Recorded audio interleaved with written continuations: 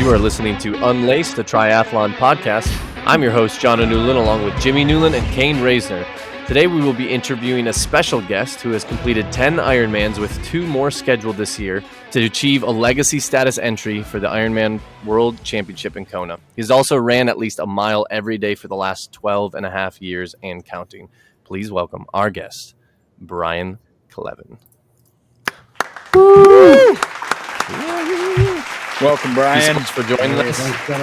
And so 12, my first question, 12 and a half years, continuous at least 1 mile a day. How did you accomplish that?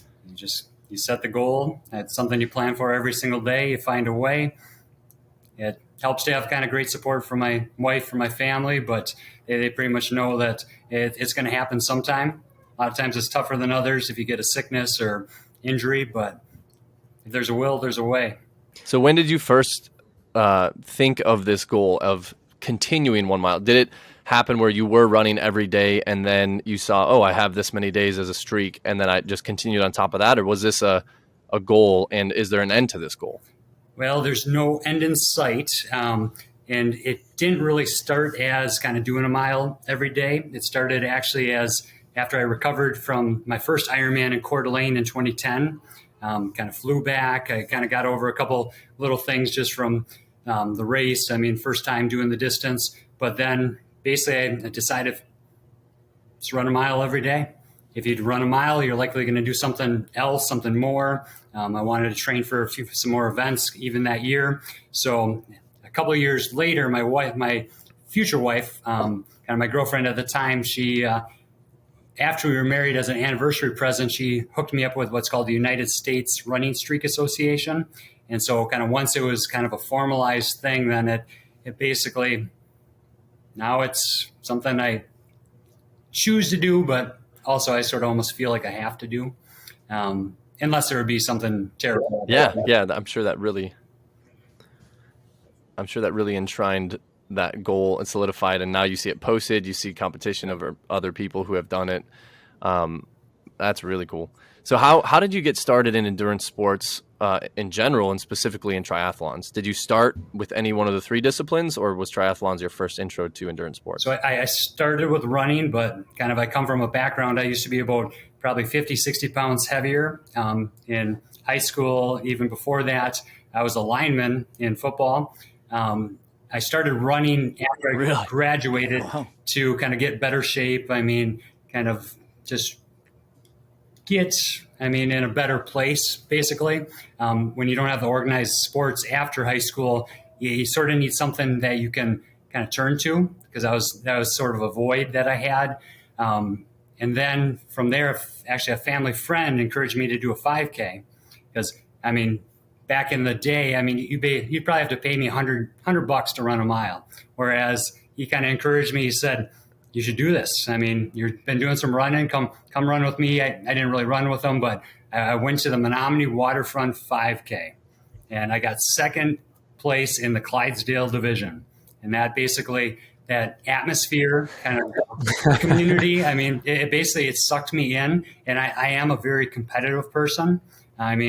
It's something I have to scale back kind of here at home, because, my wife is, very talented at many, many things, but she's not quite as competitive as me. So I do have to dial it back. That's incredible. So you didn't have any training within high school or anything, like you were saying. You got into it because of a recommendation after you were looking for something to fill the sports niche or the competition. Correct. Yep. But then I guess I was. Wow. And so from there, after that.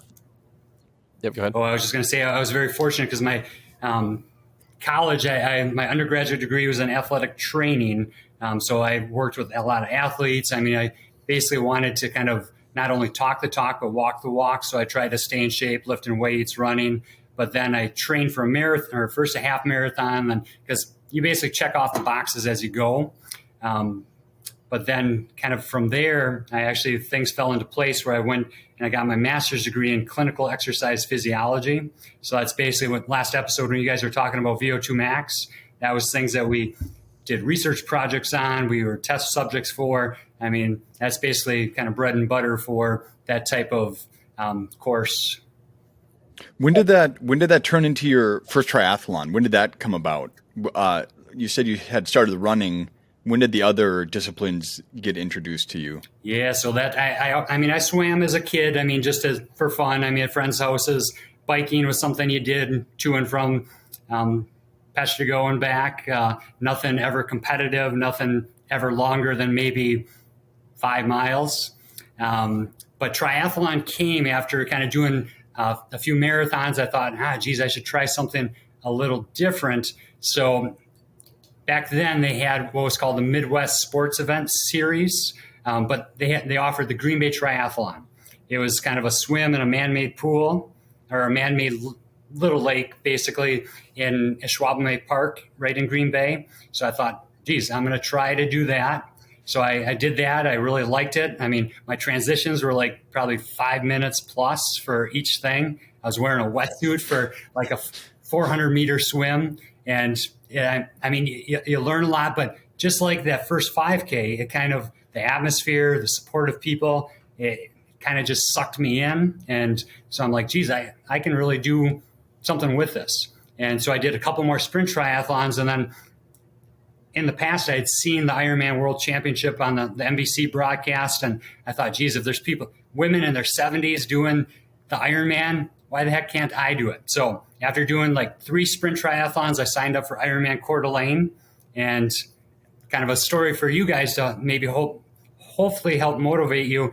When I went in, and don't bash me because I should know better, but having background in athletic training, exercise physiology, I went into that Ironman. I trained kind of the whole year before kind of swimming. So I got good with the swimming where I felt comfortable. But the longest I ever swam, so the distances of the Ironman are 2.4 mile swim, 112 mile bike, 26.2 mile run. Well, the farthest I'd ever swam continuously was 1.5 miles. The longest I ever rode a bike was 62 miles. So I went into that. I had ran some marathons. I thought I got this. Oh, wow. It's in the bag. And the thing that really got me through was kind of the mental component of it. I had no doubt I was going to finish, especially since my girlfriend then, my wife now, she decided to come with us out to Seattle and then drive over to Coeur d'Alene. And so, I mean, when you got somebody to impress, I mean, got to do it. Yeah. Right on. So you don't even have to do the full distances to be able to complete one. So when's the next Ironman? I'm going to sign up right now. And join me in Lake Placid. Registration's probably still open. July 23rd. When? But Ooh. Madison. Well, that's like Tempting. right after our half Ironman. Yeah. But Madison. 2 weeks later. Madison's September. You got that. Madison is much better. I mean, for a first one, for somebody that lives in this area, Madison, I mean, that's the place to do it. September 10th, I believe, this year. Yeah, we're a couple of us are highly debating actually signing up for that one. Well, yeah, I'm attacking the half this year. Well, and they do offer the half Ironman. So, go ahead. Sorry, I keep. No, talking. no, that's all right. No, sorry to interrupt you, but they do offer now. I mean, the half Ironman right at Madison, so you can get the feel for. I mean, the atmosphere. It's held the day before, the Saturday, and then the big event. Like this last year, the weather was awesome on the Saturday for the 70.3, and was a pretty tough day for the full Ironman on Sunday. Yeah, I heard videos. I heard you had a rough time with weather. So what was the weather like for that race then? Because this was your 10th one that you completed then too, right? It was, yep. So it basically, I mean, the temperature was fairly. Without the rain, the temperature was actually awesome. It was kind of like low 50s, mid 50s, but it rained, 100% chance of rain. Look back kind of after the fact, the rainiest day of the year in Madison was September 10th, the day of the full Ironman. So, I mean, that stuff just came down. Normally I bike probably about a 5 hours, 25 minutes, which is like a 20 mile an hour average for the bike portion of the triathlon. Took me 6 hours and 20 or 25 minutes for that day, but I did fail in kind of, I wore warmer clothes, but I wore kind of the poof jacket. So it was like a regular parachute, but a lot of people like 20% DNF. So it's much better to get to the finish line healthy and happy than it is to kind of drop out or have some sort of medical reason. Now, in the middle of that, then with the weather conditions that you encountered, how do you get yourself to keep going in that? I feel like an extra hour on the bike in those conditions would be horrible. Yeah, so that's where the kind of the mental toughness comes in. You basically think a lot about why you're doing this. I mean, my goal is to get to Hawaii. I mean, it's both for me, for my family. You guys may be familiar with Dr. Leo. I mean, the Leo Strong bike ride is named after him. He was, very wealthy orthopedic surgeon, but great guy. I mean, heart of gold. He wanted to qualify through the legacy program. He was at 6 when he passed away from cancer. He was actually signed up for a bunch more at the time. And so basically there's another guy that he's actually reached his 12 plus, but he's sort of out of the legacy sequence. He's actually going to be out with me in Lake Placid in July. But part of it is kind of to honor his memory. He was good to me. So, I mean, it's a little thing that I can do. I mean, we're here, we're able, and definitely willing. So is that what drove you then to reach that legacy status and get to Kona, is honoring Dr. Leo in his memory, or was there another inspiration for you to make that push to the end? Yeah, no, that's actually probably one of the biggest ones, because I did the Coeur d'Alene in 2010. Had a good experience, 13 hours, 17 minutes. Went in underprepared basically with that. I mean, just kind of winged it. My nutrition for that was a gel like every 10 miles. That was for the bike, and then kind of like every certain distance on the run. So I was so sick of gels afterwards. And that is definitely something that I've improved a lot, is my nutrition. I've learned and I've kind of figured out what works for me personally. And I credit, because actually last year when I did Des Moines, which was in June, usually the weather should be 70 degrees and overcast for that race. It was in the 90s, high humidity. And so I nailed my nutrition. I mean, It wasn't my fastest one ever. It was like 12 hours, 40 some minutes. But I mean, there was a lot of people that didn't make it that day too.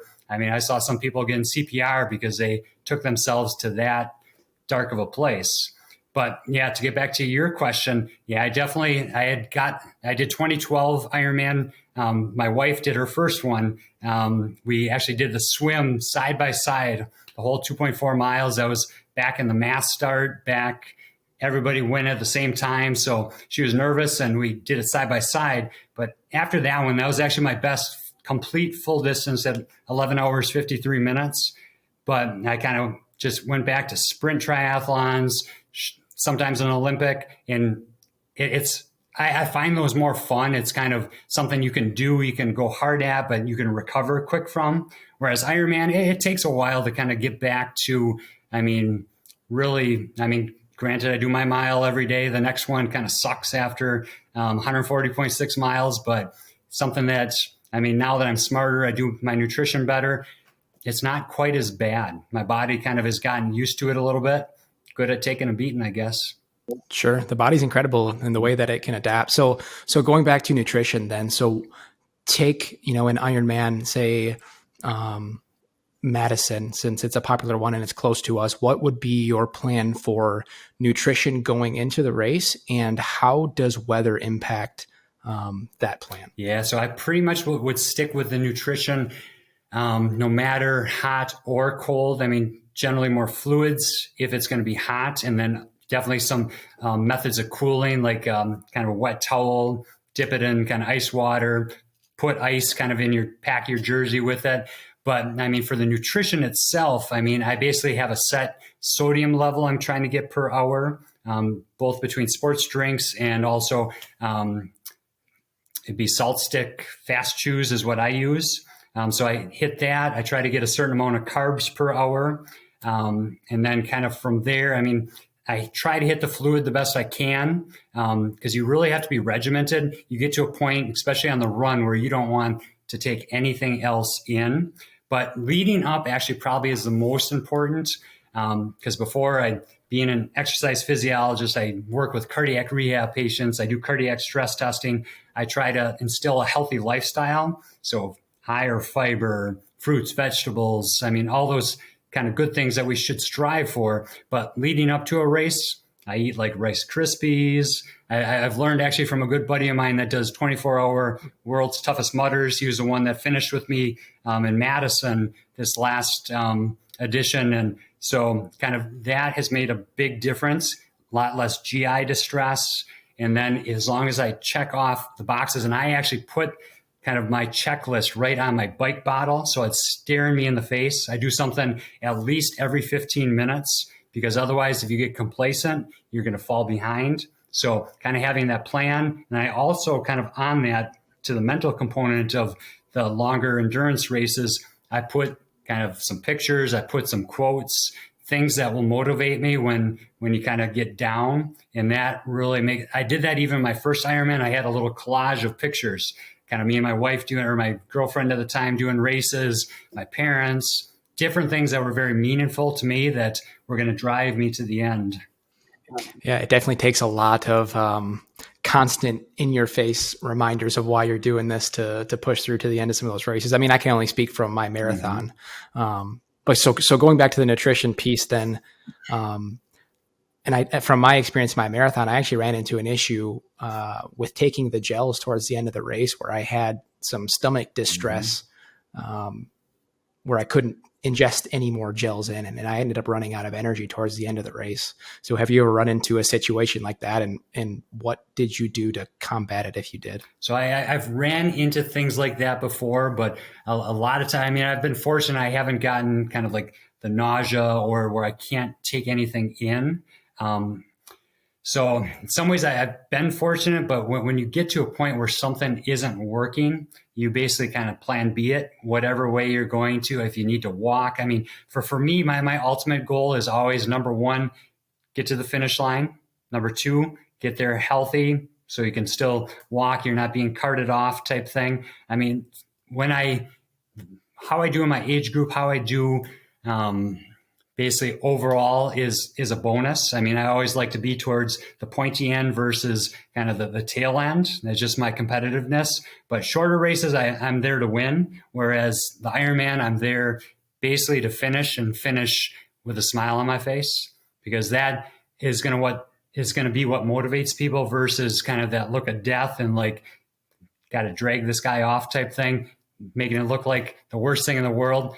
You chose to do this. And so kind of exude, I mean, it's not always easy. It's not always happy, but it's something that you're fortunate to do.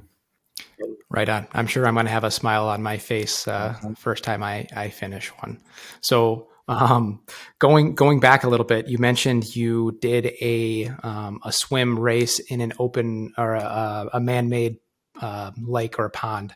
So it brought up a question to me is, when you first started open water swimming, I know you said you trained a lot for it in a pool, but when you did your first open water event, were you afraid of the water? Because I think that's the thing that deters a lot of people from triathlons. So were you afraid when you started, and how did you get over that fear? Yeah, so I have never been afraid of the water type thing. I mean, it's not my favorite. Of the three disciplines, it's probably my least favorite to do. Just because, I mean, I have all the stuff. I mean, if I flip this computer around, you'd see treadmills, bikes, weights. My basement is a 30 by 30, basically kind of exercise area for my wife, my family. Whereas I have to go to the pool. I have to make a very conscious effort to do it. But I actually do credit kind of being a football player with kind of not being as scared in the water, because I'm used to contact. I mean, getting in with people on the line. I mean, that's what ends, especially they've made it better with kind of a staggered start, kind of seating yourselves at Ironman and other events to kind of keep that swim as safe as possible. But I personally like the mass start when there's a little kind of contact and things like that. But then once you get into a rhythm, and I mostly just kind of stay in my own path and that type of thing. I know, like when you interviewed James, he's really focused on the swim. He enjoys that now. I'm still not quite there yet. I mean, potentially could happen. But I mean, when you do get that contact, you really have to, I mean, sometimes you get your goggles hit. I mean, people can hit your legs, give you cramps. So you just have to kind of work through it. My wife, she was nervous about the swim when we did the Ironman. So we had swam the side-by-side, the whole 2.4 miles. But leading up to it, we actually practiced. We went out, did open water kind of in a pond, 300-yard pond that we have here.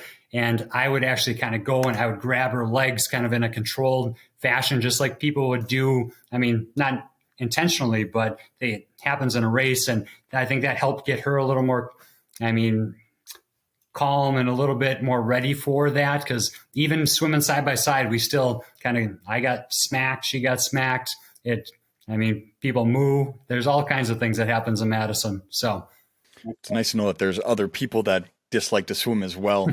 A lot of my stuff comes from James, and he seems to love it. And it's like, does everybody that does an Ironman love swimming or something? Because it's the one thing I'm not a fan of. Yeah. So with doing your Ironmans, like it's such a long, physically taxing race. What are some like the more rewarding things you find during the race? Things that keep you going. I know you said you had quotes and pictures, but are there like benchmarks that you reach during the race? Like, do you feel really good at the first transition after the swim's done? You don't have to worry about it anymore. Like, what are some of those moments that you look forward to during your Ironman? Yeah, so you hit the nail on the head. I mean, number one is I am ecstatic when I get out of the water because that part is done. I can get rid of that wetsuit. I can kind of move on to. I personally love being on the bike. And that kind of thing that we were talking about before with kind of bathroom breaks before we got on the podcast. Well, out of the 10 Ironmans that I have completed, so everyone has had the full 112-mile bike ride. Only one time in Louisville, Kentucky, did I ever get off the bike. Otherwise, I would ride anywhere from 5 hours and 25 minutes to 6.5 hours without stopping. So I mean, maybe it's a lack of complete hydration, but for me, it's always worked. I never really experienced any cramping on the run or anything like that. But kind of then too, like, so back to your question about kind of the things I look forward to. I mean, obviously for me now that I kind of use like a Garmin triathlon watch, every 5 miles, it kind of dings. So I have basically a race within a race every 5 miles. For me, I want that 15 minutes or less. And so I always, because that's building on the 20 mile an hour average, which that's kind of a goal within a goal for the race for me. So I kind of try to hit that. I mean, it's different for everybody. But then in Madison, which I think I have done that one 6 times. This year will be my 7th. My wife's family lives down by Madison. And so they actually have, her aunt and uncle have a house right on what are called one of the 3 witches. I mean, people call them kind of the less savory term, but it's actually, I think, the 3rd one. And so it's Midtown Road, halfway up. They're there kind of yelling and screaming for me. That is always a big, I think it's mile 48 or 50 and mile 90. So those are big boosts for me. Last year, even in the rain, they had made it for the mile 50. So then I'm like, oh, bam, that was the lift. But it was kind of fun because on mile 90, they actually had left already, and I had dropped my chain. I looked like a total doofus, even though I'm supposed to be a really good biker. So I quick put it back on, but it took all my momentum away. But and then on the run, I mean, even along the way, I mean, I always, within my mind, I try to I actually will count the people I pass, because being a little bit weaker swimmer, a little bit better biker, you pass, I mean, well over 100 people. And so that's a lot of fun for me. I like to get it to a point where I lose count, and then I feel satisfied. But then you get to the run, and I mean, that's where the smile comes out, where you kind of reach back, you kind of think of the gratitude, the things that you are thankful for. I mean, if your body is responding, you're feeling pretty good, you're jogging most of the time, maybe walking aid stations, that's a great place to be in. Enjoy the signs, enjoy the atmosphere. In Madison, you get to run on Camp Randall twice. I mean, and unless you're going to be an awesome football player, that's about the only chance you get to be on field level for most people. So pretty awesome experience. And then, I mean, it's going to be different now without Mike Riley, the voice of Ironman, who kind of retired this year. He was always at Madison. So 9 out of my 10 races, he called me in. The only one he didn't was Louisville, Kentucky. And it was the same weekend as a World Championship that he was calling. That was back in 2019. So, I mean, that was always a big, big highlight. I mean, and actually the slowest I ever did an Ironman was 13 hours, 33 minutes. And the funny thing is, I still kind of arms up. I mean, everything. I try to have a good finish, because that's going to be the moment in time that kind of is captured. You get that picture, you put it up on the wall.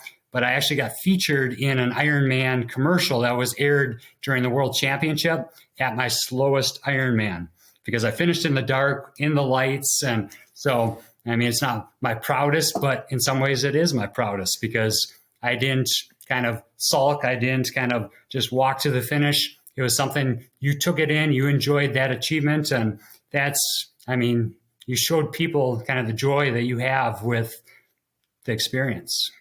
I like your perspective of the marathon portion. That was in my head for the Ironman. That's always been something I'm like nervous about getting to, because then it's like you've already done, 8 hours of stuff or however long, and then now you have to run a marathon.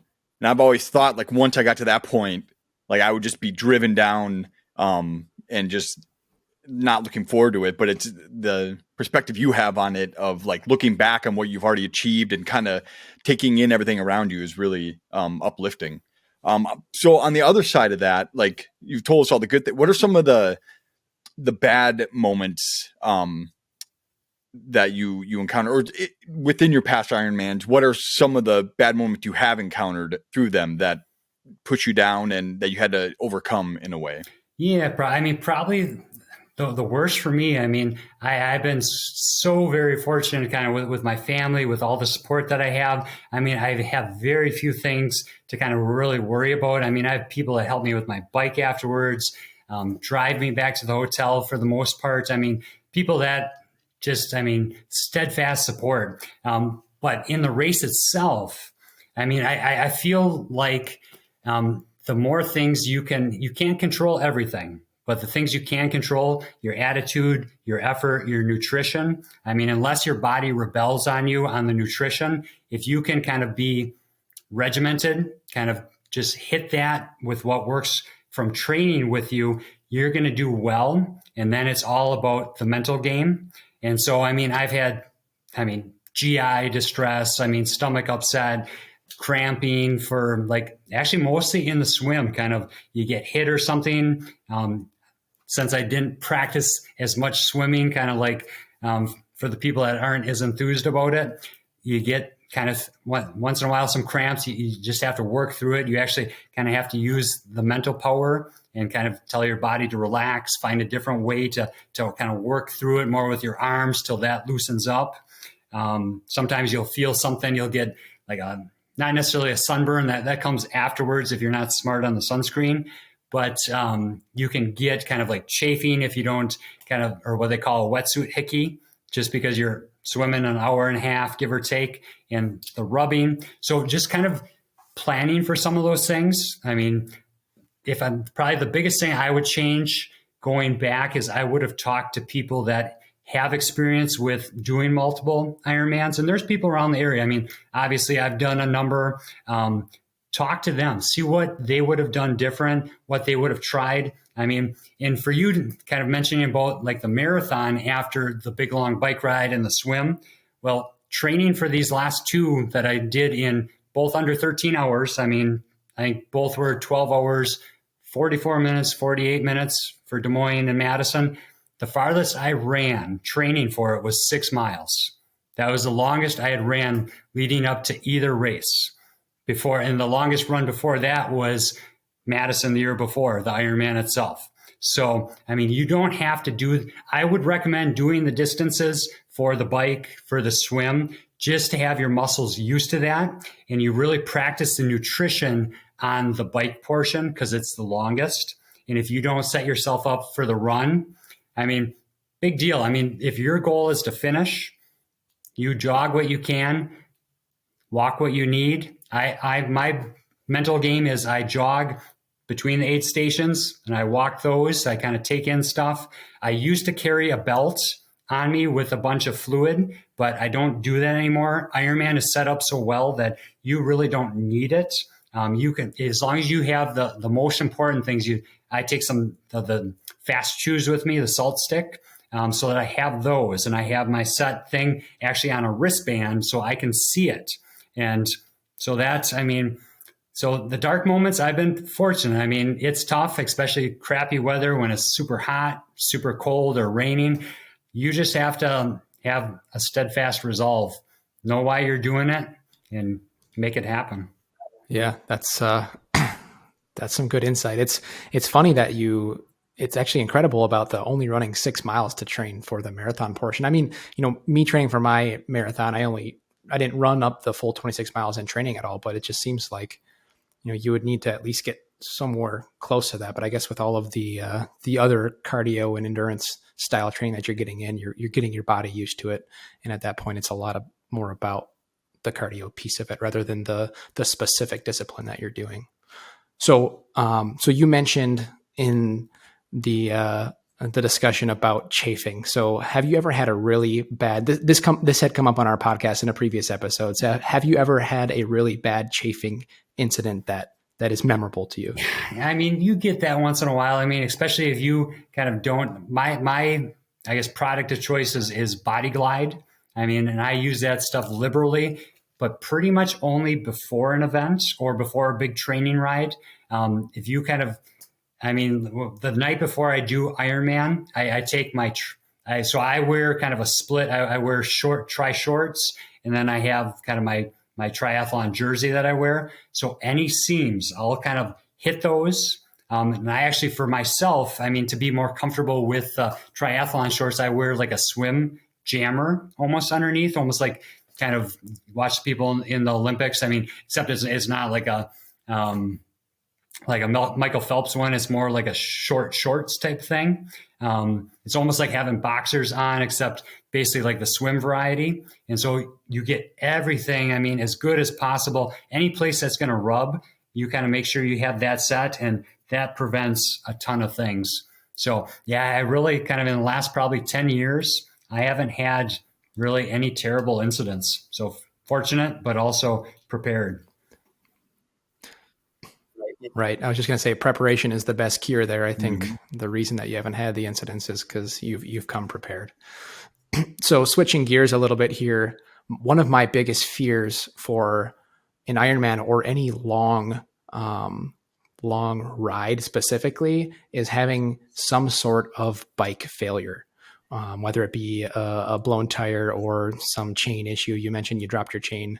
Have you ever had any of those that have caused you a lot of grief? And do you come prepared with, extra tubes and tires and other parts and pieces to combat that and reduce the downtime? Yeah, so that's actually probably one of my bigger fears too. I know how to change a tire. I can do it if I really have to, but it's definitely, people make it look a lot easier than I can do it. So what I do to kind of, I guess, stay ahead of that especially for the Ironman, what I do is I make sure I have my bike as clean as possible. I check all the bolts, I try to keep it well maintained. I make sure that my tires and tubes are fairly new. I think when I go to the Trek bike shop to John here in Marinette, I probably changed I use Continentals, more expensive type tire, but I change them probably at least every 2 years. And he kind of looks at me, he's like, Brian, I think they're still good. And I'm like, well, I'll use them on something else because I don't want that headache. But what I do for both my nutrition and for any potential mechanical issues, I wear, may call me kind of odd, but I wear actually a big fanny pack. And so I have kind of a couple tire levers. I have CO2. I keep kind of extra nutrition that maybe just in case I drop something, different things like that kind of right. And then it doesn't weigh a ton, but I feel a lot more confident. I have some extra tubes in there because that's going to be the biggest thing. Ironman has bike mechanics out on the course, but it can take some time. So it's best if you can at least get that tire off and ideally change it yourself. One time out on a training ride, I flatted. I actually hit a piece of concrete, and so you got what was called a snake bite, where it just kind of got a pinch flat, and so I couldn't get the thing off. It was 90 some degrees. I called my wife and I had her bring my other bike out, and I finished the ride with that because I'm like, I'm not even messing with this until I get home. So, and then another story too, when I did my first year of triathlon, they used to have one in Oshkosh. And so this was when I was very naive. I went through, I was riding an old Trek 1000, and I flatted on kind of probably mile 13 out of 15 or something like that. And there happened to be a guy from a bike shop sitting right there. And I didn't have a tube. I didn't have anything. He changed it for me. And I mean, I didn't even get back with him to thank him. I mean, he's just one of those guardian angels that, because if I would have had to get out of that race, who knows if I would ever did Ironman. So it's those little things along the way that, I mean, what you guys kind of do, the motivation you provide for others, I mean, it can make all the difference between somebody doing something and somebody not. So, I mean, kind of interesting, but again, the prevention is kind of worth a pound of cure. So prevent those things if possible. Yeah. So on that, what is your perspective of the community as you've gotten into it deeper and deeper over the years? It seems like the Ironman specifically, but even triathlons in general, is a pretty tight knit or very welcome, opening community. And what's your perspective on that? Yeah, no, I would definitely agree. I mean, kind of the motto Ironman is anything is possible. I actually have, I mean, both the M. tattoo, and I also have anything is possible on my calf underneath an Ironman. And that's something I sort of live by. I mean, and it's not only an Ironman thing, it's a Bible thing. I mean, with God, all things are possible. So, I mean, having faith, but then also that sense of community is huge, very, very huge. Because, I mean, when you can go there and, I mean, granted, there's a lot of super fit people, but there's also a lot of people that are 250, 300 pounds plus that are there testing their limits kind of, and they don't treat them any less than kind of the dude that's ripped at 175 pounds or whatever it may be, or the elite athletes. So, and you get to be on the course right with them. The only downfall of Ironman for the general population is the price of it, which, I mean, it'd be nice if that came back down to earth. But I mean, in life, I mean, people, they have expensive toys. They have, I mean, hobbies that are like going to the bars and things like that. So, I mean, it's all what you choose to kind of do and you plan for and you make a priority with your family, and just know that that's something, at least for a set amount of time, that you really want to achieve. Yeah, no, that makes sense. And that's huge to know getting into these. And even obviously with you being willing to take time with us and James, who we've had before, it was just incredible to get the insights and the feedback and the motivation. I mean, even James in his interview, just calling us out to consider signing up for an Ironman, and it was just very motivating to myself. And that brings me to a question for after you finish your first one. I was curious, as you're going the ride back, what was your perspective after it was over? Like, was your body broken in ways you weren't expecting? And were you like hooked at that point, or was it take some mental convincing to sign up for the next one? How did that first one impact the rest of your career in endurance sports? Yeah, so I mean, I think you guys asked a similar question to James on the interview. And for me with that first one, I mean, I was so excited. I mean, I had my parents there, my girlfriend who later became my wife. I had an aunt and uncle that were there that lived kind of in the state of Washington. So for me, I mean, it was something I had talked about, something I had counted down, something I had dreamed about. I saw myself, I mean, visualized, I mean, kind of that crossing the finish line. I don't think I appreciated it as much as I should have, but it was something that, I mean, you feel pretty damn good when you do something like that, when you set that goal and you're able to achieve it.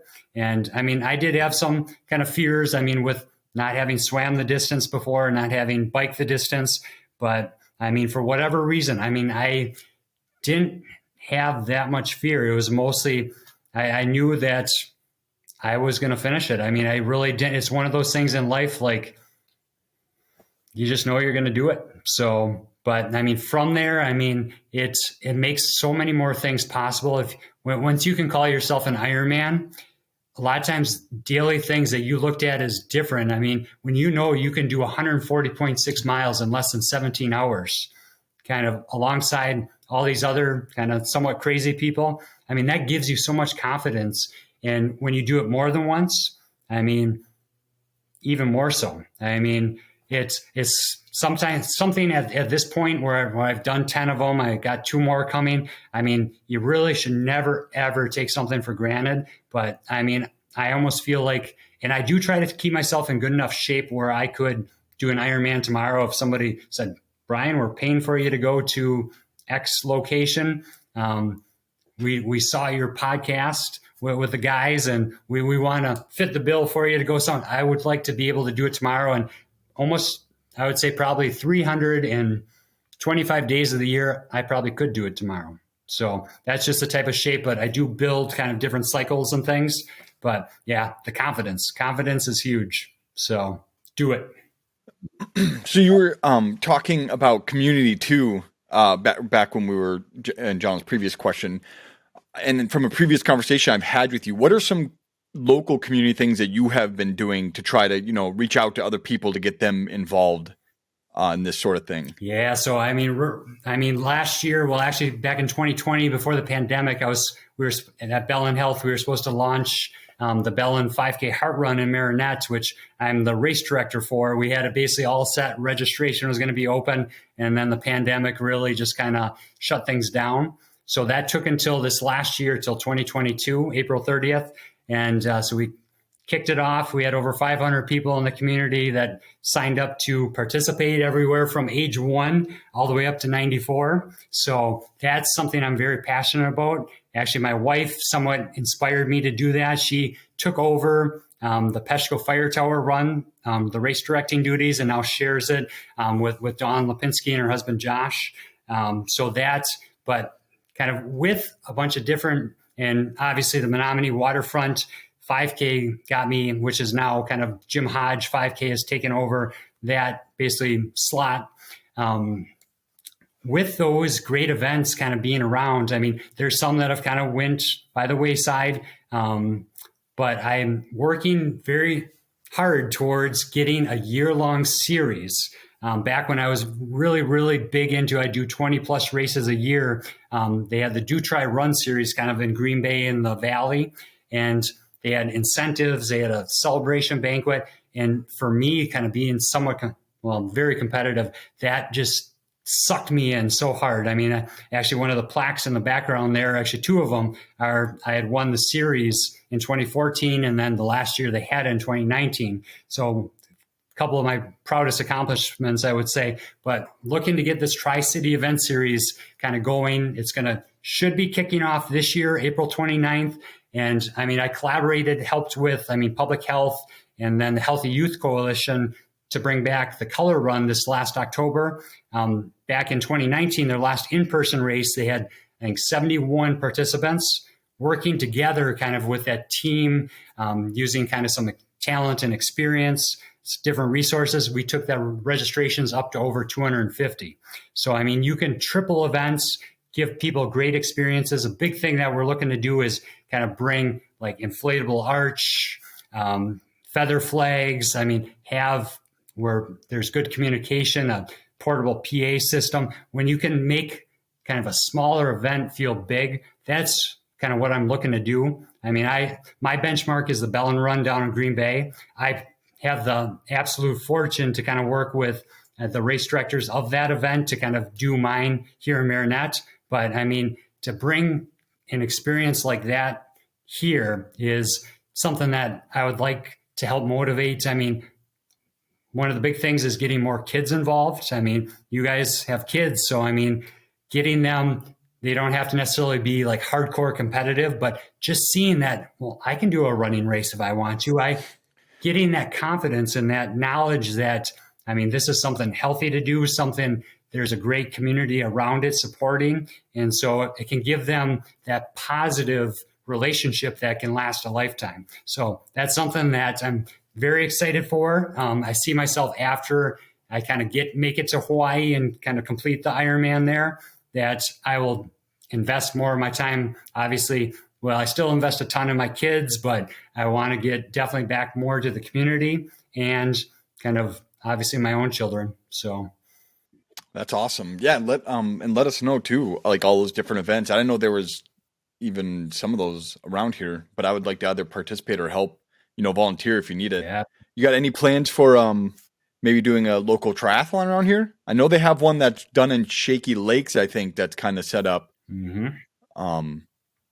But there should be one around here, an official one. Yeah. And so kind of in the past, kind of when I first started triathlons, the YMCA actually had kind of an inverted triathlon where you would start with the run, then you would bike, and then you would swim in a pool at Marinette High School. That was kind of neat.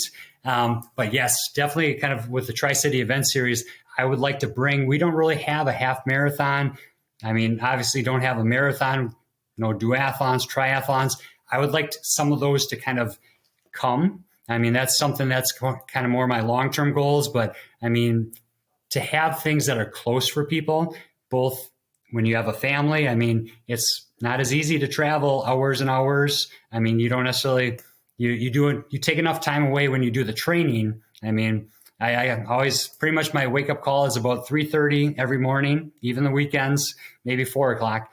But I mean, that's sort of my time to kind of get my base things in. And then the rest of the day is work and kind of family. But I do try to sneak in another workout later. But I mean, when you have the opportunities, things for people to put on the calendar to look forward to and get others engaged with, it's huge. I mean, I credit kind of my passion, my kind of longevity in doing the running and the triathlon to those opportunities that I had. So I would love to bring that here. Yeah. And like you said, local, easier for people in the area to participate, which would mean like more chances to compete against like friends in that. I mean, we're all planning on signing up for a half Ironman in Door County this summer to go to together. But, beyond that, it's hard to find a lot of close races that aren't just 5Ks to participate in. Mm-hmm. So speaking, like you said, you're going to do some more Ironmans before you get headstrong into doing that. And I'm guessing Kona is the biggest goal. What are some goals that you're looking forward to in Kona? Yeah. So, I mean, that one, number one is obviously finish. I mean, I have a doctor friend and his wife who is also a doctor. They were some of my good mentors when I first started triathlon, and they actually live on the Big Island. And so we have a kind of a standing invitation for when I get the call to go. So we'll go and probably hang out with them. So I want I want to soak in the whole experience. Now that they've went to actually for the next 5 years is going to be an alternate schedule. This year, the 2023 Kona race is female professionals and age groupers. 2024 will be the male professionals and age groupers. Then kind of the men will compete in Nice, France, which is also a big triathlon hub, but it's just not quite Kona. So, I mean, I'm going to soak in. We'll probably go for an extended vacation with my family. I'm hoping my actual call, because you have to qualify for the legacy program with the 12 finishes, and then you have to validate with another full Ironman, which is 13. And then a lot of times it can be probably a couple of years down the road, depending on the number of entries into it. But kind of the further it goes down, the longer it keeps me in it. And the older my youngest daughter, Kenzie, is going to be. Right now, she will be turning 2. So if we can get her to 5, 6, she'll appreciate the experience more. And it'll just, I mean, in my mind, it's going to be magical. I see myself swimming with the dolphins and the turtles. And so I visualize that often, especially kind of when I do my mile sometimes, and I think, oh man, I'd really rather not do a mile. But you find those either kind of victories that you've had in the past or the ones you look forward to kind of keep you going. Super cool. I'm excited for you to reach that goal, and excited to hear your stories about that race after you are able to complete it, which sounds like it's going to be a few years down the road. So back to a bit of a more educational question then. So you say that you try to keep yourself Ironman ready at all times throughout the year just by the training that you're doing.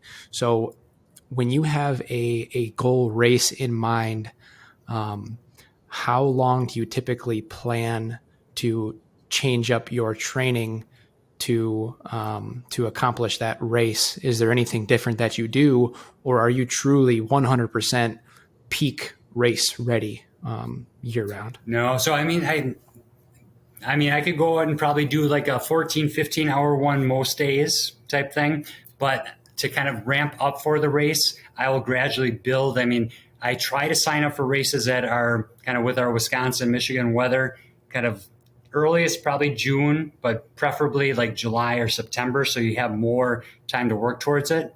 I will kind of build up the distance on the bike specifically, and I'll get my butt back in the pond and kind of gradually build that as well. And then I'll kind of peak probably about 3 weeks out, I would say. And then I actually sprinkle in still some speed and things like that versus the longer things. I would almost like a goal that I have for myself pretty much on a yearly basis is to run a mile under 6 minutes. So it's not like a 5-minute mile, but it's like a 5:55. And that takes kind of different energy systems. So I try to keep actually everything as pretty tip-top shape as possible, but those longer distances will kind of ramp up from, I probably will start with like, say 28 miles, like a quarter of the distance of the bike, take it to like 40, then 56. And I do my best to replicate, because Madison's a hilly course, Lake Placid's a hilly course. So actually I go out by Klondike, which is kind of west of Coleman, and there's an 8-mile loop that I will kind of ride anywhere from 1 to 4 times. And that will give me a lot of up and down with some tough climbs and kind of some steady climbs, and just simulating what you're going to race makes a big difference. If you train on all flat, you're not going to be where you want to be. You want to basically be able to either kind of sit and pedal up those hills or kind of stand and scamper. I love kind of the races that have an up and down profile, because that's how I can stay on the bike, because you're kind of out of the saddle, up and down. I mean, obviously you try to stay aero as much as possible, but it's a lot nicer when you have a kind of little change of profile. It's nice when you can get some downhills too, which at Lake Placid, there's one, it's called the Keen Descent, where it was kind of slick. So I was tapping the brakes a little bit, but like 50 miles an hour. I mean, you're just cooking, and it's for miles. So that's kind of, wow. It's kind of fun, but it's also kind of a little nerve rattling too. So, but overall fun, as long as you don't. At what point do you start brake tapping? At what speed do you feel like you start brake tapping? I brake tap like, I don't know, if I get to 30, I get a little nervous. Yeah, I'm probably 35, 40, I would say. The fastest I've ever kind of got is I did a bike ride with the doctor friend that lives in Kona. It was called the Kickapoo Kicker, which is down by Viroqua in southwestern Wisconsin. It was 135 miles. We did it like 7-8 hours. Pretty good time.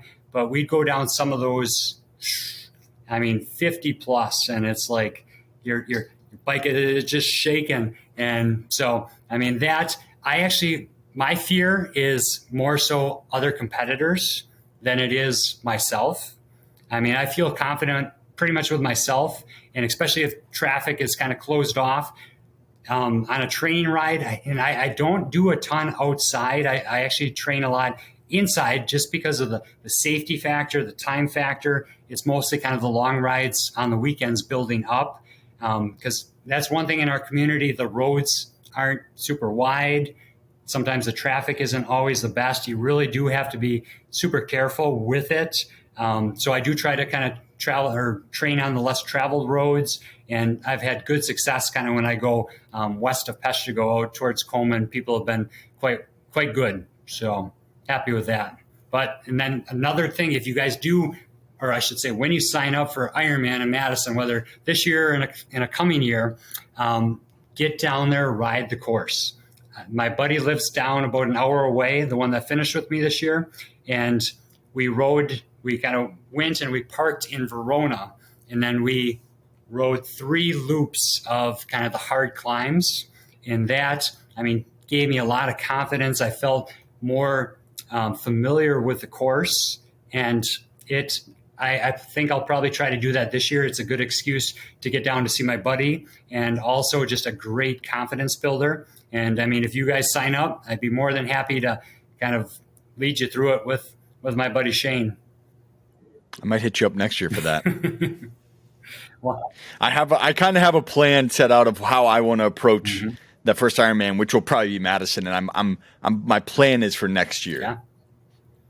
That's awesome. I mean, actually kind of having those stepping stones, kind of get the half Ironman, kind of maybe do a couple, I mean, whether it's century rides or certain things where you feel, where you learn from it, and then kind of get more. But a big thing is, I mean, just like how I dove in for Coeur d'Alene without ever doing the distances, longest I had ever done was a sprint distance, but for whatever reason, it's either kind of very naive or just very focused and motivated. I knew I'd do it. So, I mean, sometimes diving in, but I do like the stepping stone approach. That's probably the smart way to do it. Man, yeah, James had advised us to not do the stepping stone. He's like, just do it. He's like, I took so long to do one because I didn't just dive in. But mine was like half Ironman this year, marathon later this year. That one actually I'm pretty scared about, but then into an Ironman next year. Yep, and kind of any of you guys, I mean, if you have questions about nutrition, whether it's marathon, triathlon, Ironman, shoot me a message. I mean, more than happy to help with that, because that's something that I feel like I have down pretty good. And now, I mean, with my background in the exercise physiology, I mean, each person is different. My buddy he eats Rice Krispie treats for his fuel for when he did Ironman, where I'm taking like Never Second gels or Morton gels, using Gatorade and Salt Stick and different things like that.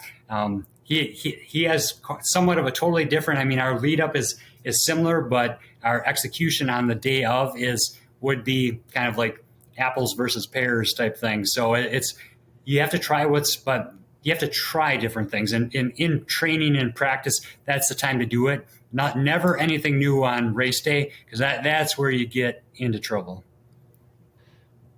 Man, Brian, this has been incredible, and honestly, it was hard to even break to ask a question because I felt like I was just listening to you, and I just wanted to keep listening. I'd be like, oh yeah, I can actually ask a question. This isn't just a podcast that I'm not actually a part of. But we're coming up on to the end of our time, and we wanted to run by a couple would you rather questions. These are some questions that we do in our normal format in our podcast, and wanted to just get your answer. You can elaborate a little on them, but they're made more just for kind of a quick. So we'll start here with the first one. Would you rather do the swim? And all these are geared toward Ironmans. Would you rather do the swim without a wetsuit or the bike with a mountain bike? For that one, the swim without a wetsuit, just because of the distance. That's what I think where we kind of landed, and especially how different is the swim that without a wetsuit and that distance? Because I mean I'm not as familiar with the swim portion. I feel like the bike would be brutal. Yeah, I would. Well, and there was this year in Kona, there was a girl that did one on a fat tire bike. So kudos to her, but. Probably without a wetsuit, it's probably a 10, 15-minute difference. So, I mean, not that big a difference, whereas mountain bike versus triathlon bike probably is going to be about at least half an hour and not as comfortable. Well, probably more than that for a mountain bike, probably an hour at least. Yeah. All right, next one. Would you rather do all of your running on a trail or on a road? Do you get the opportunity to mix it up? I would actually prefer I would love a trail, but I probably for my body, the road would be better. Just for health-wise? Yeah, just kind of for the feet, kind of for the roots to trip. Yep, less tripping, yeah, all that. Hiking, though, I would take the trail. All right, well, last one here. Would you rather bike with a hemorrhoid or run with a chafe? Ooh, I would. If you were going into each event, I'm going to say run with a chafe for sure, because I think the hemorrhoid is not a good road to go down. Oh, that was me too, Brian. That was me too. Yeah, not at all. Neither are fun, that's for sure. Yeah. Definitely not. Well, that's really helpful. And Brian, I thank you again for coming out. We've learned a lot, and it was a mix of information, motivation, and it's just been incredible. Jimmy's got one more thing. I have one quick thing that I was talking to Brian about before. Brian, I don't know if you guys know this. Brian was your guys' athletic trainer in Stevenson for a year. Do you remember him? Oh, what year? Oh, it was like I think you said 2009 going into 2010, so the class of 2010. Somewhere graduating. I think I kind of filled in for a little bit. I was mostly at Crivets before, because then in 2017 I moved to Bellin, but then I think I remember you. Yeah, so I was there kind of during. I remember seeing you, Jono, for sure. But so for cross country. Yeah, I think I was there more. I do remember for the track season. I think was when I was there. So I mean, I was kind of in and out because I think I was actually doing both schools. So it was kind of a busy time, but I mean, look at it as being fantastically full. Better perspective. Yeah, right. Yeah, I do remember. That is a fun fact. I forgot about that. Yeah, someone told me that, and I was like, no way. But I think it was after my time there, so it would have been when you got. I think it was between Amy and Andrew, probably. Yeah, or some kind of. I do remember that. Yeah, I just thought it was a fun fact to let you guys know. That is. It's a fun fact. All right, Brian. Well, I'll let you close out with what word of advice for anyone who is pursuing triathlons and essentially Ironmans would you give them as they're starting their journey into this sport? Probably start small, but I mean, just kind of have the belief that, I mean, if you have the will to do it, you can. I mean, reach out to people with experience. They're happy to help. I mean, it's a great community. Sign up for something. That's probably one of the biggest things that shows your intent and kind of sets small goals, big goals, and then kind of put some action behind it, and you'll be successful. All right. That's incredible, man. Again, thank you for coming and joining us.